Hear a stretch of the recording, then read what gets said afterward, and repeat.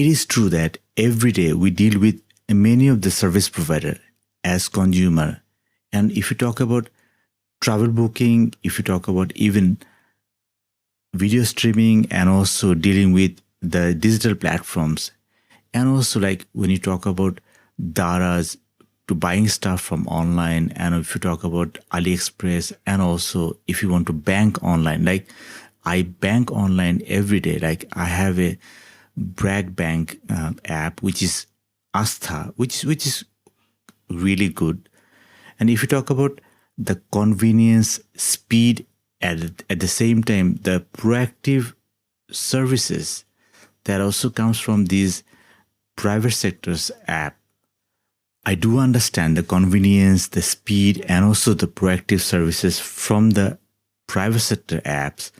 But can that be converged, or can that be understood, and also can that be expected from the private sector? I think it can be done, and that's what we have seen in one of the app, which is the Shurokkha app from the Bangladesh government, and that has actually provided us the insight that how a government service app can actually provide and also can match up to the private sector expectation. But if you talk about the proactive public service, should it be a norm or not just an exception?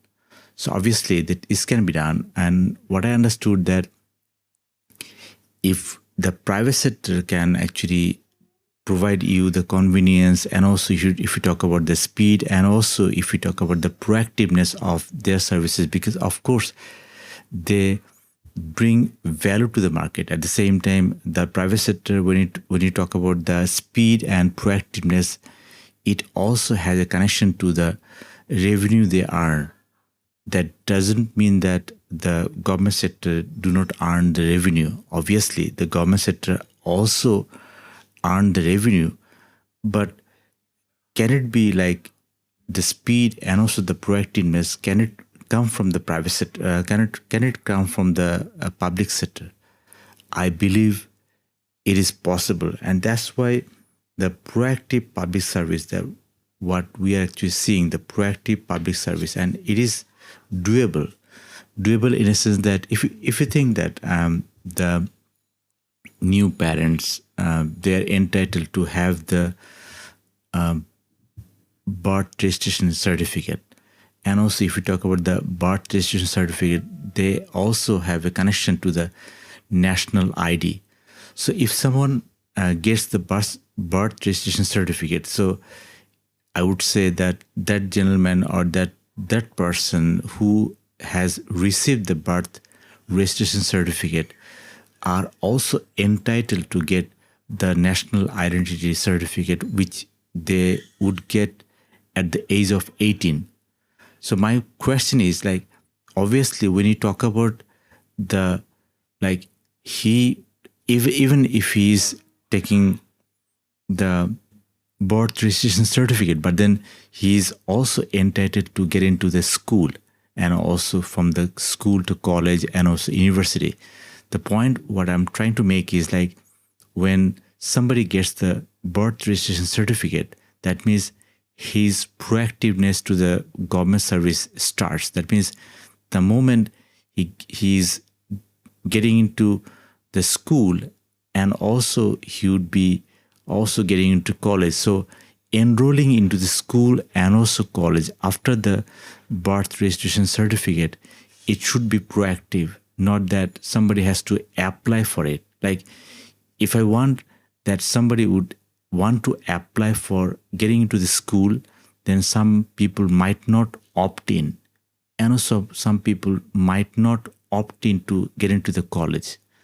So the proactiveness comes in from the point that he is an inhabitant of Bangladesh, and then he's a citizen of Bangladesh, which means that by proactiveness, the government has to enroll him to the school and also to the college, and also to the point that he wants to get into the national identification system. So he would get a NID proactively. That means somebody don't have to apply for it. Because the point, what I'm trying to make here is like, if somebody wants to apply for it, that means the government doesn't have the data on that gentleman. But actually, the moment he has taken birth, that means from the birth registration certificate, he has, that means the government has all of his data. So from that point on, getting into the school and also getting into the college and also getting a kind of like national identification system and also getting to the passport, and also if you talk about getting a driving license, he doesn't have to fill in a big and lengthy form. That means that is also not a proactive system. If somebody wants to get into some vocational job, or if somebody wants to get into some university or someplace, all he need to is to ask. That means he doesn't have to apply. He just have to maybe from his mobile app that he wants to get in here, because rest of the things he doesn't need to fill up. Rest of the things, I mean to say, his name, his other thing, he doesn't need to fill up, because all the data is in or at the hand of the government. So that means all the data is there already.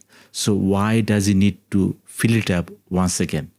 So that is what we are trying to say, is that proactiveness, because when the government becomes proactive, that means less people would fall out from the education system, less people would fall out from a college system, and even nobody would actually get out of a national identification system, because he has a, like, obviously he has a birth registration certificate. That means he's entitled to have a national identification system proactively. That means he doesn't need to apply, and also he needs to get into different kind of sector.